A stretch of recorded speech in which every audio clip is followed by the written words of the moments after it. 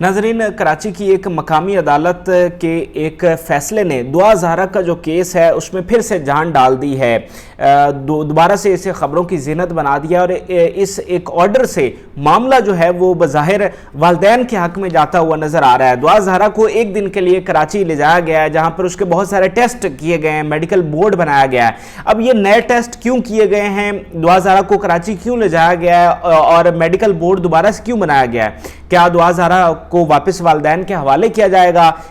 इस बोर्ड का फैसला जो आएगा उस केस के जो नताइज हैं उस पर कितना वो असरअंदाज हो सकेगा, ये सारी तफसील मैं आपके साथ शेयर करता हूँ। दरअसल नाज़रीन, दुआ ज़हरा के जो वालिद हैं उन्होंने एक अपील दायर की थी कराची की एक मकामी अदालत में कि दुआ ज़हरा की एज के तयन के लिए दोबारा से एक मेडिकल बोर्ड बनाया जाए, क्योंकि जो सिंध हाई कोर्ट में जो समाअत हुई थी वहाँ पर जो बोर्ड बना था और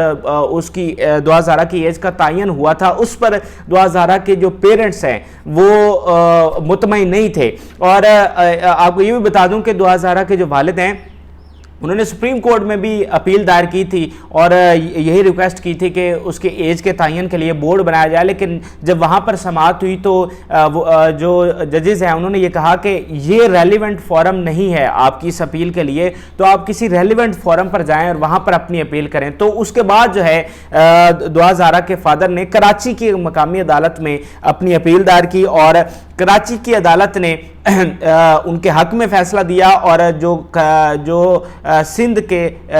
हेल्थ सेक्रेटरी हैं उनको ऑर्डर किया कि 7 दिन के अंदर अंदर जो है वो आप मेडिकल बोर्ड बनाएं, दुआ ज़हरा को इस मेडिकल बोर्ड के सामने पेश करें और उसकी एज का तयन करें। तो चीफ सेक्रेटरी ने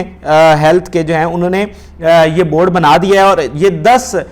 मेंबर्स पर ये बोर्ड मुश्तमिल है और इसकी जो सरपरस्ती कर रही हैं, जो इसकी हेड हैं वो प्रोफेसर सबा सुहेल साहिबा हैं, जो कि प्रिंसिपल हैं डॉ मेडिकल कॉलेज की। इसके अलावा भी बड़े सीनियर जो डॉक्टर्स हैं मुख्तलिफ हॉस्पिटल्स के, वो इस 10 रुकनी जो बोर्ड है उसमें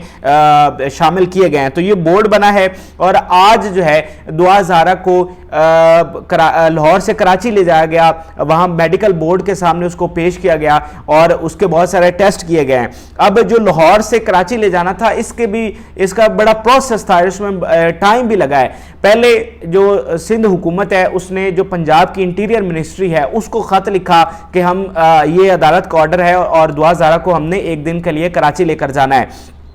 फिर जब यहाँ से मंजूरी हुई तो वहाँ से सिंध पुलिस जो है वो आई और डीएसपी शौकत शाहनी ने उसकी सरपरस्ती की और एक दिन पहले ही सिंध पुलिस यहाँ पर लाहौर में पहुंची थी और फिर उस प्रोसेस को भी पूरा एक दिन लगा। डीएसपी शौकत शाहनी के बकौल पूरा एक दिन लगा उस प्रोसेस को मुकम्मल करने में, दुआ ज़हरा को वहाँ बोर्ड के सामने पेश करने के लिए यहाँ पर जो सारा प्रोसेस होता है उसको भी एक दिन लगा। फिर जो कराची पुलिस है वो दुआ ज़हरा को लेकर वहाँ पहुंची और मुख्तलिफ हॉस्पिटल्स में उसके टेस्ट करवाए गए हैं और अब जो टेस्ट हुए हैं उसमें उसके एक्सरेज किए गए हैं। दरअसल उनकी हड्डियों के टेस्ट हुए हैं, हाथ की हड्डियों के और जिस्म की दीगर हड्डियों के टेस्ट किए गए हैं। इसके अलावा उनके डेंटल टेस्ट भी हुए हैं और ये सारी चीज़ें ज़रूरी होती हैं किसी भी के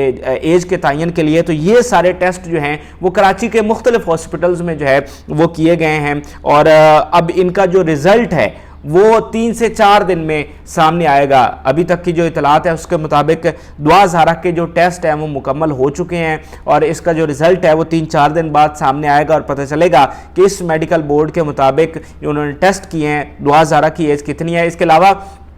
जो डॉक्यूमेंट्स हैं, जो बे फार्म है या जो दीगर डॉक्यूमेंट्स हैं वो भी तलब किए गए हैं पेरेंट्स से, इस मेडिकल बोर्ड ने तलब किए हैं और पेरेंट्स के बयान भी कलमबंद उन्होंने किए हैं। दुआ ज़हरा की वालदा जो हैं वो मेडिकल बोर्ड के सामने आई और उन्होंने अपना जो बयान है वो उनके सामने कलमबंद करवाया। तो बोर्ड जो है वो इस वक्त मुकम्मल तौर पर इस केस को देख रहा है, उसकी एज का सही तयन करने के लिए काम कर रहा है। जो दुआ ज़हरा के हस्बैंड हैं وہ بھی لاہور سے کراچی پہنچے، لیکن وہ اپنے وسائل پر اور اپنے طور پر وہاں پر پہنچے ہیں۔ دعا زہرا کو پولیس جو ہے وہ لے کر گئی ہے۔ دعا زہرا کے جو پیرنٹس ہیں وہ بھی وہاں جہاں جہاں دعا زہرا کو جس ہاسپٹل میں لے جایا گیا وہاں پر ان کے پیرنٹس موجود تھے، لیکن ظاہری بات ہے کہ وہ اس طرح ان سے ملاقات نہیں کر سکے، اور ہسبینڈ کو بھی میڈیکل بورڈ کے سامنے جو ہے وہاں تک ان کی رسائی نہیں تھی۔ اچھا، یہ تو لیٹسٹ ڈیولپمنٹ ہے جو دعا زہرا کے حوالے سے ہوئی ہے، جو ان کے ٹیسٹ کیے گئے ہیں کہ ان کے ایج کے تعین کے لیے۔ اس کے علاوہ دعا زہرا کے فادر نے ایک اور اپلیکیشن دے رکھی ہے جس میں انہوں نے کہا ہے کہ جو انویسٹیگیشن آفیسر ہے اس کیس کا، اس کو تبدیل کیا جائے، لیکن جو کورٹ ہے اس نے دعا زہرا کے فادر کی اس اپلیکیشن کو ریجیکٹ کر دیا، اور انہوں نے کہا کہ ہم جو انویسٹیگیشن آفیسر ہے اس کو ہم تبدیل نہیں کریں گے۔ تو یہاں پر ان کو ایک ناکامی کا سامنا کرنا پڑا ہے۔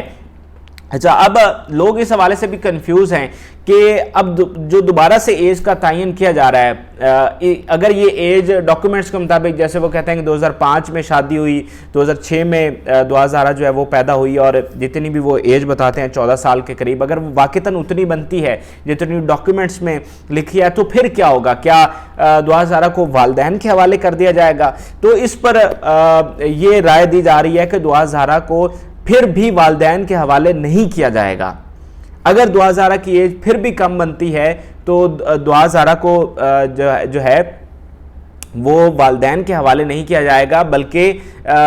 جو دارالحمان ہے وہاں پر بھیجا جائے گا، اور جب اس کی عمر جو شادی کی ایج ہے 18 سال ہے، یہاں پنجاب میں تھوڑی ہے، وہاں پر 18 سال رکھی گئی ہے، تو جب دعا زہرا جو ہے وہ اپنی شادی کی ایج کو پہنچ جائے گی قانونی طور پر، تو پھر دوبارہ سے اس کی ول پوچھی جائے گی۔ اگر وہ اپنے شوہر کے ساتھ جانا چاہتی ہے تو پھر وہ شوہر کے ساتھ جائے گی، یا پھر والدین کے پاس جانا چاہتی ہے تو والدین کے پاس چلی جائے گی، لیکن ابھی جو ہے وہ والدین کے پاس نہیں جائے گی until and unless کہ وہ اپنی ول شو کرے کہ میں والدین کے پاس جانا چاہتی ہوں۔ بصورت دیگر وہ دارالامان میں چلی جائے گی، پھر بھی دعا جو ہے وہ اپنے والدین کو نہیں مل سکے گی۔ تو یہ اس وقت کی لیٹسٹ اپڈیٹ ہیں، اور جو اس کا ممکنہ آگے آؤٹ کم ہو سکتا ہے وہ بھی میں نے آپ کے ساتھ شیئر کیا۔ اس فیصلے کے بعد ایک دوبارہ سے جان ڈالی گئی ہے اس کیس میں، کہ دوبارہ سے خبروں کی زینت بنا ہے۔ پہلے تو ایسا لگ رہا تھا کہ معاملہ جو ہے ون سائیڈڈ ہو گیا ہے، اور دعا اور جو ظہیر احمد ہیں وہ اب اسی طرح میاں بیوی کے طور پر رہیں گے، اور والدین اپنا جو ان کا کیس ہے اس میں کامیاب نہیں ہو سکیں گے۔ لیکن اب جو ایج کا تعین دوبارہ سے کیا جا رہا ہے، تو پھر اب دیکھتے ہیں کہ اگر ایج اس کی جو وہ بتا رہی ہے اس سے کم نکلتی ہے تو پھر شاید کوئی دوسری طرف معاملہ جو ہے وہ چلا جائے۔ بہرحال جو بھی ہوگا آپ کے ساتھ شیئر کریں گے۔ آپ کی اس حوالے سے کیا رائے ہے ہمارے سے کمنٹ سیکشن میں ضرور شیئر کریں۔ اجازت دیجیے، اللہ حافظ۔